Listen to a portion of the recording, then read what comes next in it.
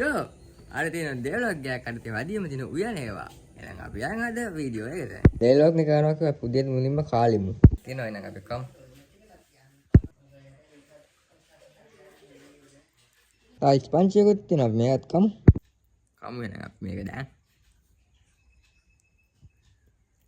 නේ අපි උදේ මනස්කල් තේවන බිස්කට් තියෙනවා.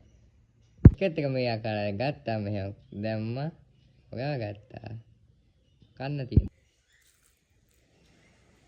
රයිස් එකට නිගුරු කපලා තියෙන කැරට් තියෙනවා, ලේස් තියෙනවා, ලැවලු තියෙනවා.